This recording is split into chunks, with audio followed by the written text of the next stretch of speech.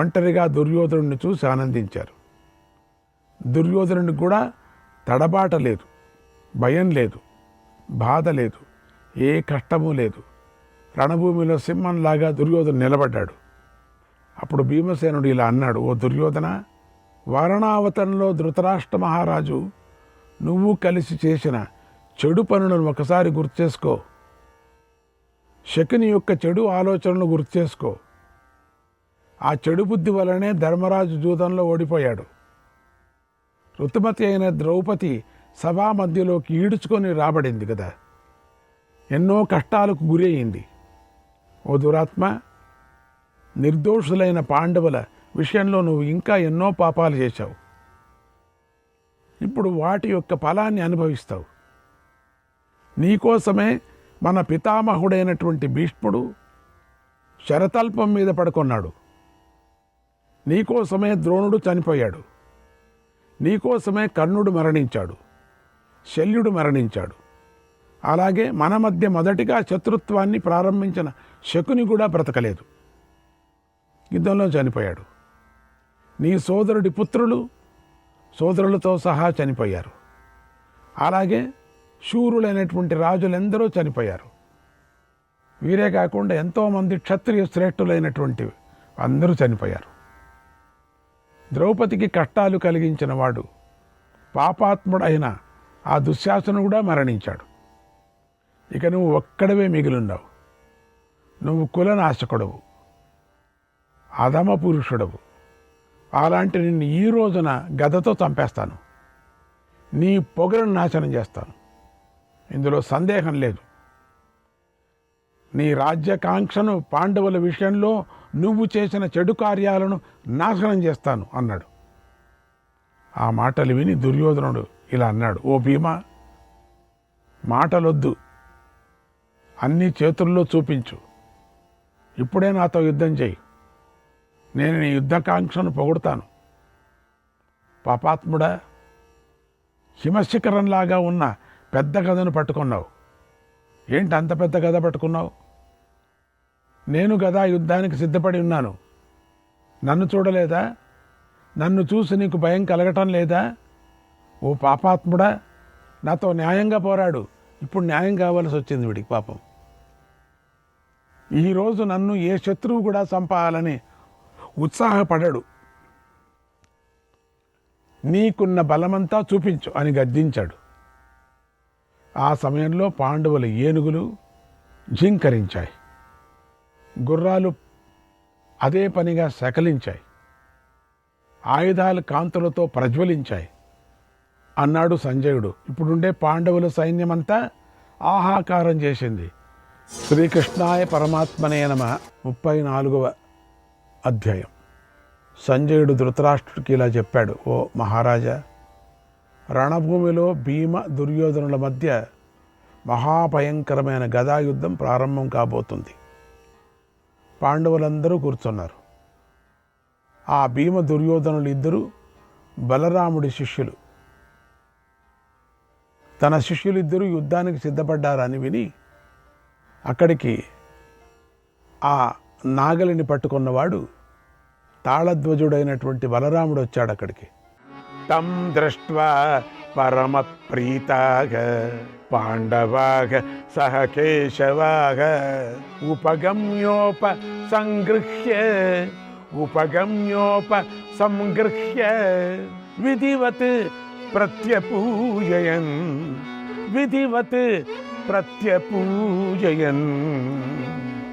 ఆయన్ను చూసి పాండవులు ఎంతో ఆనందించారు. కృష్ణుడితో కలిసి ఎదురు వెళ్ళి బలరాముడి పాదాలను తాకి నమస్కారం చేశారు. ఆయన యథావిధంగా పూజించారు. తర్వాత ధర్మరాజు బలరాముణ్ణి కౌగిలించుకున్నాడు, స్వాగతం పలికాడు, క్షేమాన్ని విచారించాడు. తర్వాత కృష్ణార్జునులు బలరాముడికి నమస్కారం చేశారు. బలరాముడిని ఎంతో ప్రేమతో కౌగిలించుకున్నారు. తర్వాత నకుల సహదేవులు, ద్రౌపదీ పుత్రులు బలరాముడికి నమస్కరించి నిలబడ్డారు. ఆ తర్వాత భీముడు నీ పుత్రుడైన దుర్యోధనుడి చేతులలో గదలను పట్టుకొని బలరాముడికి నమస్కారం చేశారు.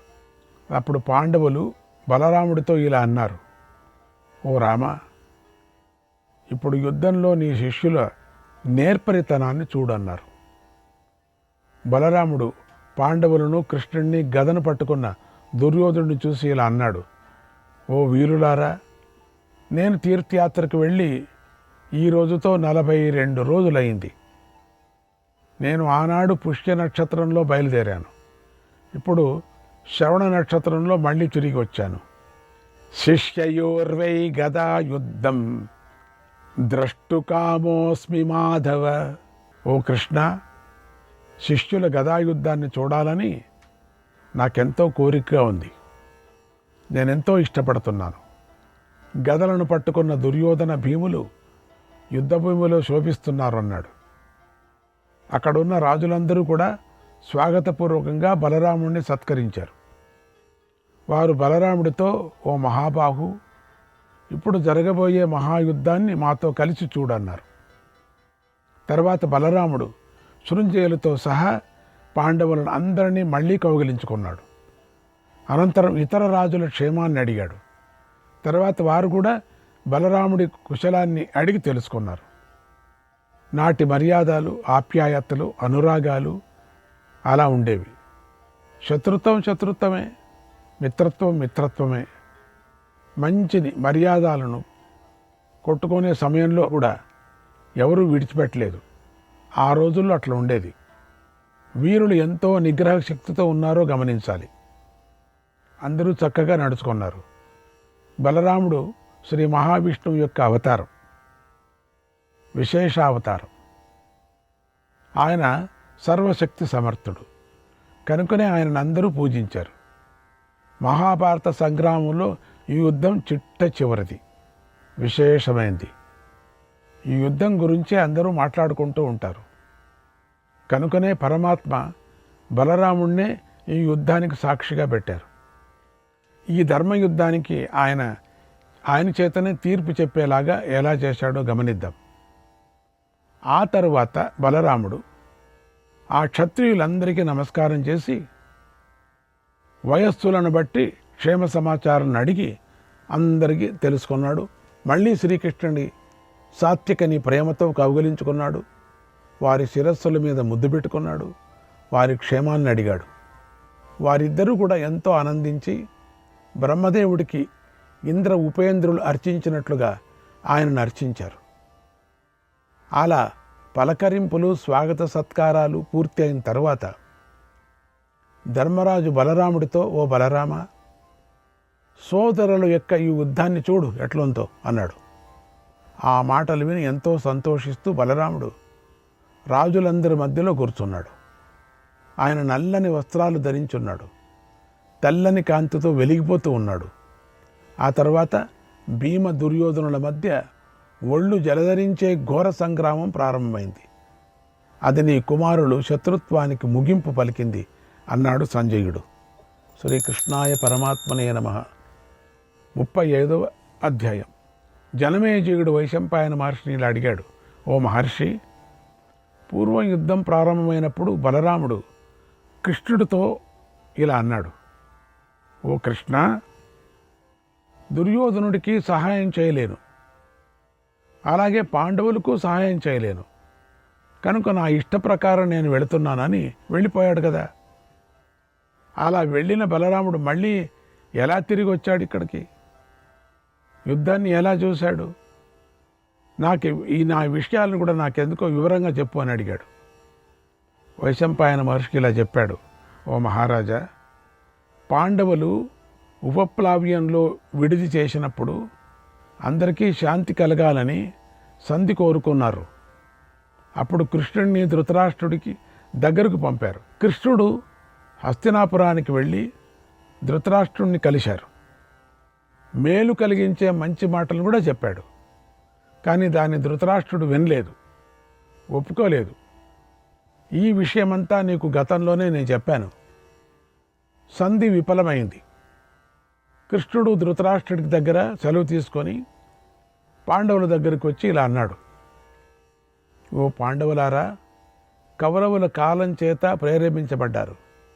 కనుకనే వారు నా మాట వినలేదు, పాటించలేదు. కనుక మీరంతా నాతో కలిసి పుష్య నక్షత్రంలో యుద్ధానికి బయలుదేరండి అన్నాడు.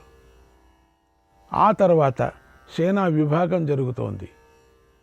అప్పుడు బలరాముడు కృష్ణుడితో, ఓ మహానుభావ మధుసూదన, ఆ కౌరవులకు కూడా సహాయం చెయ్యి అన్నాడు. కానీ కృష్ణుడు ఆ మాటను మన్నించలేదు. అందుకు బలరాముడు కోపించాడు. తీర్థయాత్ర చేయాలని మొదటిగా సరస్వతీ నదీ తీరానికి వెళ్ళాడు. ఆ సమయంలో కృతవర్మ యాదవులందరితో కలిసి అనురాధ నక్షత్రంలో దుర్యోధను పక్షంలో చేరాడు. సాత్యకితో కలిసి శ్రీకృష్ణుడు పాండవ పక్షంలోకి చేరాడు.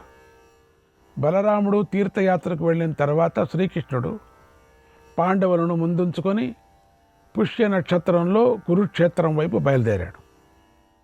మనం వనపర్వంలో తీర్థయాత్రల గురించి విశేషంగా చెప్పుకున్నాం కదా, ఎన్ని రోజులు చెప్పుకున్నాం తెలుసా. ఇప్పుడు మళ్ళీ ఈ శల్యపర్వంలో యుద్ధంలోని చివరి అంకం ముందు తీర్థయాత్ర ప్రసక్తి వచ్చింది. ఈ పుణ్యక్షేత్రాలను స్మరించి కలిపురుషుడి అంశంలో పుట్టిన దుర్యోధనుడి పాపపు చరిత్రను విన్నాం కదా. ఇంతగా ఘోర సంగ్రామం జరిగింది కదా. పుణ్యక్షేత్రాల స్మరణతో ఇప్పుడు శాంతి చేకూరుతుంది, పాపం తొలగిపోతుంది. అందుకే వ్యాస భగవానుడు యుద్ధం కాగానే పుణ్యస్మరణ చేశాడు.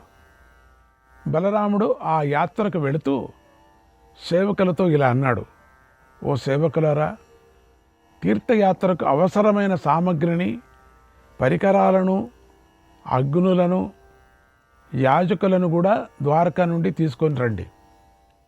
అలాగే బంగారాన్ని, వెండిని, ఆవులను, వస్త్రాలను, గుర్రాలను, ఏనుగులను, రథాలను, గాడిదలను, ఒంటెలను మొదలైన వాహనాలు కూడా తీసుకొని రండి.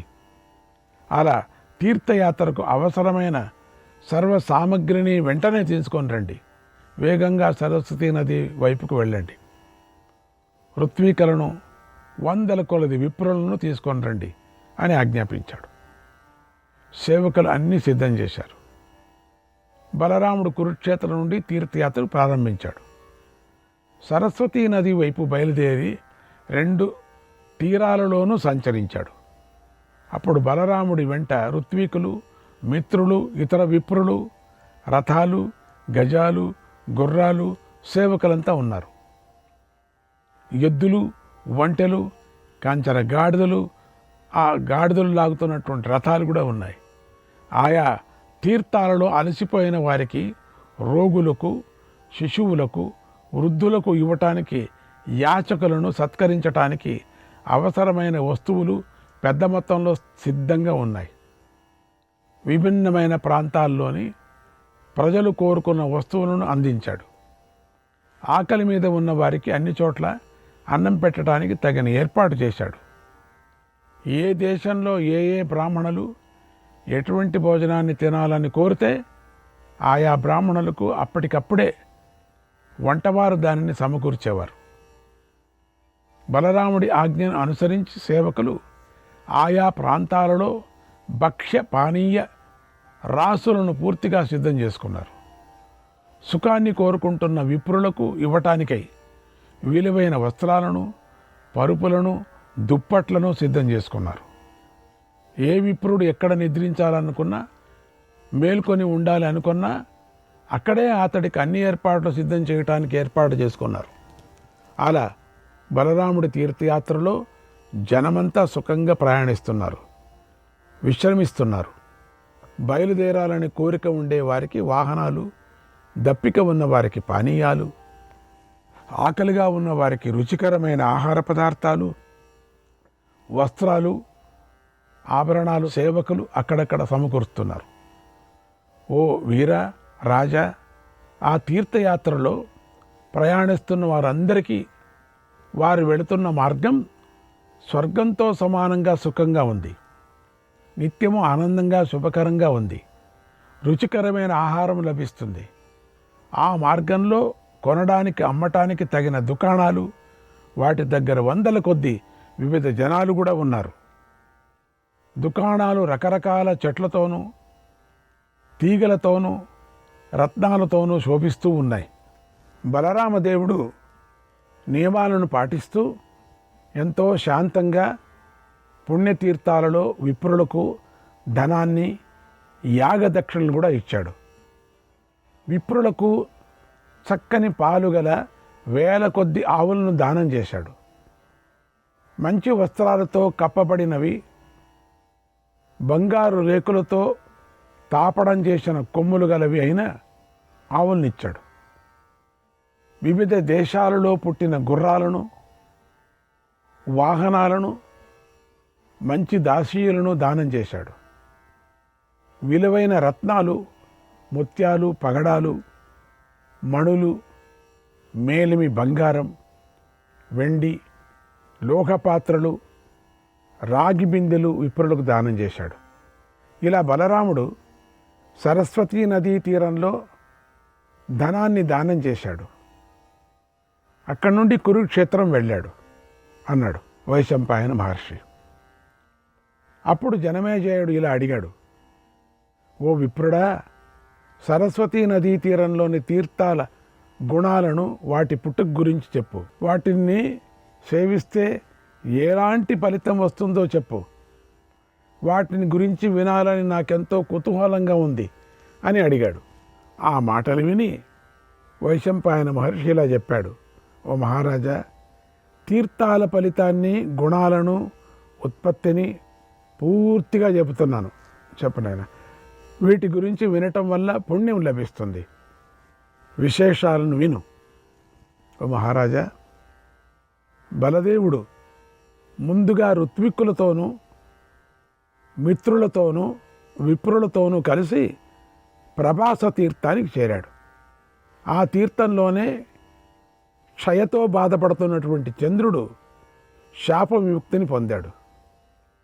మళ్ళీ తేజస్సును పొంది జగత్తునంతా ప్రకాశింపజేస్తున్నాడు. అలా చంద్రుణ్ణి ప్రభాసింపజేసినందువల్ల ఆ తీర్థం లోకంలో ప్రభాస తీర్థంగా ప్రసిద్ధికెక్కింది అన్నాడు. అప్పుడు జనమేజయుడు ఆ విషయాన్ని పట్టుకొని ఇలా అడిగాడు, ఓ పూజ్యుడా, చంద్రుడు క్షయరోగానికి ఎలా గురి అయ్యాడు? అవును కదా, ప్రభాస తీర్థంలో మునిగి మళ్ళీ ఎలా పుష్టి కలవాడయ్యాడు? నాకు ఈ కథను వివరంగా చెప్పు అని అడిగాడు. చాలామంది అక్కడ రోగ నివారణ చేసుకున్నారు. అప్పుడు వైశంపాయన మహర్షి ఇలా చెప్పాడు, ఓ మహారాజా, దక్షుడు 27 మంది కుమార్తెలు పుట్టారు దక్షుడికి. ఆ 27 మందిని ఆయన చంద్రుడికి ఇచ్చి పెళ్లి చేశాడు. ఆ చంద్రుడి భార్యలు కర్మలను ఆచరిస్తూ ఉంటారు. నక్షత్రాల్లో సంబంధం ఉండటం వల్ల వారికి ఆ పేర్లు ప్రసిద్ధి చెందాయి. వారంతా విశాల నేత్రాలు గలవారు. రూపంలో లోకంలో సాటిలేని అందగత్తెలు. వారిలో రోహిణి రూప సంపదతో అందరినీ మించింది. దాంతో చంద్రుడు రోహిణి అంటే ఎంతో ఇష్టపడేవాడు. ఆమెపై ప్రీతిగా ఉండేవాడు. చంద్రుడి మనస్సుకు రోహిణి బాగా నచ్చింది. అందువల్ల చంద్రుడు ఎప్పుడూ ఆమెతోనే ఆనందిస్తూ ఎక్కువగా ఆమె దగ్గరే ఉండేవాడు. శ్రీకృష్ణాయ పరమాత్మనే నమః.